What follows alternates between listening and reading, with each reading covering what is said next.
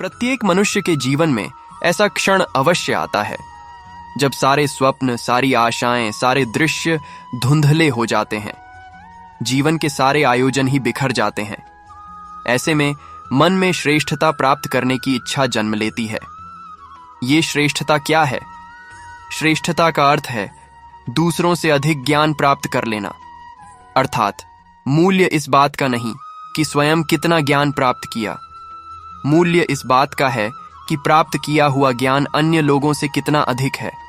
अर्थात श्रेष्ठता की इच्छा ज्ञान प्राप्ति को भी एक स्पर्धा बना देती है। और स्पर्धा में विजय अंतिम कब होती है? कुछ समय के लिए तो श्रेष्ठ बना जा सकता है, किंतु सदा के लिए कोई श्रेष्ठ नहीं रह पाता। फिर वही असंतोष, पीड़ा और संघर्ष जन्म लेता है। किंतु श्रेष्ठ बनने के बदले यदि उत्तम बनने का प्रयत्न करें तो क्या होगा?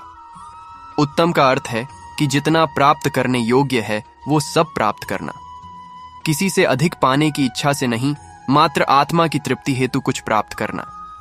उत्तम के मार्ग पर किसी अन्य से स्पर्धा नहीं होती, स्वयं अपने आप से स्पर्धा होती है। अर्थात उत्तम बनने का प्रयत्न करने वाले को देर अबेर सारा ज्ञान प्राप्त हो जाता है। बिना प्रयत्न के ही वो श्रेष्ठ बन जाता है। किंतु जो श्रेष्ठ बनने का प्रयत्न करता है वह श्रेष्ठ बने या ना बने, उत्तम कभी नहीं बन पाता। हमारे जीवन में बहुत बार किसी विषय पर निर्णय लेते समय दुविधाएं जन्म लेती हैं। एक ओर धर्म होता है तो दूसरी ओर सुख। जब धर्म का वहन ही संकट हो और धर्म का त्याग ही सुख हो, इसी को धर्म संकट कहते हैं। विचार कीजिए, कभी किसी स्वजन के विरोध सत्य बोलने का अवसर प्राप्त हो जाता है, कभी ठीक दरिद्रता के समय सरलता से चोरी करने का मार्ग प्राप्त हो जाता है, कभी किसी शक्तिशाली राजनेता या राजा के कर्मचारी का अधर्म प्रकट हो जाता है। तब के जीवन में ऐसी घटना बनती ही रहती हैं। अधिकतर लोग ऐसे किसी क्षण को धर्म संकट के रूप में जान ही नहीं पाते। हमें किसी प्रकार के संघर्ष का अनुभव ही नहीं होता। सहजता से सुख की ओर खींचे चले जाते हैं, जैसे मक्खी गुड़ की ओर खींची चली जाती है। वास्तव में धर्म संकट का क्षण ईश्वर के निकट जाने का क्षण होता है। यदि हम संघर्षों से भयभीत ना हो, सुख की ओर आकर्षित ना हो, अपने धर्म पर दृढ़ रहें, तो ईश्वर का साक्षात्कार दूर नहीं।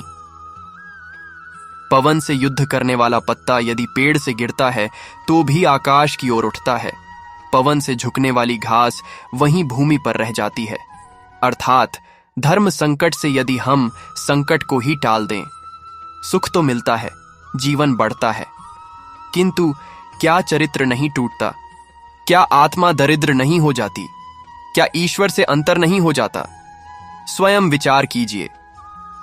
दो व्यक्ति जब निकट आते हैं तो एक दूसरे के लिए सीमाएं और मर्यादाएं निर्मित करने का प्रयत्न अवश्य करते हैं।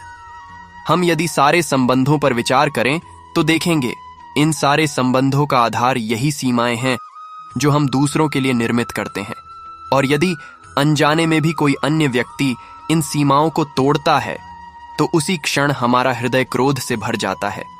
इन सीमाओं का वास्तविक रूप क्या है? क्या हमने कभी विचार किया? सीमाओं के द्वारा हम दूसरे व्यक्ति को निर्णय करने की अनुमति नहीं देते, अपना निर्णय उस व्यक्ति पर थोपते हैं। अर्थात किसी की स्वतंत्रता का अस्वीकार करते हैं। और जब स्वतंत्रता का अस्वीकार किया जाता है तो उसका हृदय डूबते भर जाता है। और जब वो सीमाओं को तोड़ता है तो हमारा हृदय क्रोध से भर जाता है।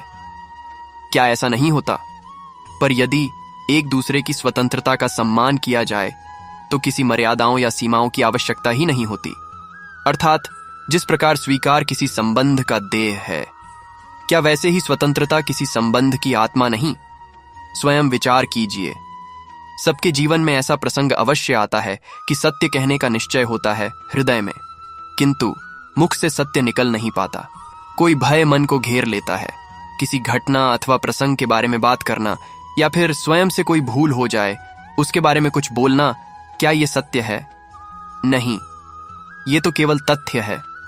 अर्थात जैसा हुआ था वैसा केवल बोल देना सामान्य सी बात है, किंतु कभी कभी उस तथ्य को बोलते हुए भी भय लगता है। कदाचित किसी दूसरे की भावनाओं का विचार आता है मन में, दूसरे को दुख होगा, ये भय भी शब्दों को रोकता है। तो ये सत्य क्या है? क्या हमने कभी विचार किया है? जब भय रहते हुए भी कोई तथ्य बोलता है तो वो सत्य कहलाता है। वास्तव में सत्य कुछ और नहीं, केवल निर्भयता का दूसरा नाम है।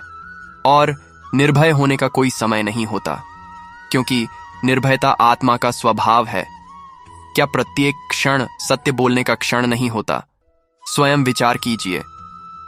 भूत और पूर्व आभासों के आधार पर हम भविष्य के सुख दुख की कल्पना करते हैं। भविष्य के दुख का कारण दूर करने के लिए हम आज योजना बनाते हैं, किंतु कल के संकट को आज निर्मूल करने से हमें लाभ मिलता है या हानि पहुंचती है, ये प्रश्न हम कभी नहीं करते। सत्य तो यह है कि संकट और उसका निवारण साथ जनते हैं, व्यक्ति के लिए भी और सृष्टि के लिए भी। नहीं, आप अपने भूतकाल का स्मरण कीजिए, इतिहास को देखिए। आप तुरंत ही यह जान पाएंगे कि जब जब संकट आता है तब तब उसका निवारण करने वाली शक्ति भी जन्म लेती है। यही तो जगत का चलन है। वस्तुतः संकट ही शक्ति के जन्म का कारण है। प्रत्येक व्यक्ति जब संकट से निकलता है तो एक पद आगे बढ़ा होता है, अधिक चमकता है, आत्मविश्वास से अधिक भरा होता है, न केवल अपने लिए अपितु विश्व के लिए भी। क्या यह सत्य नहीं?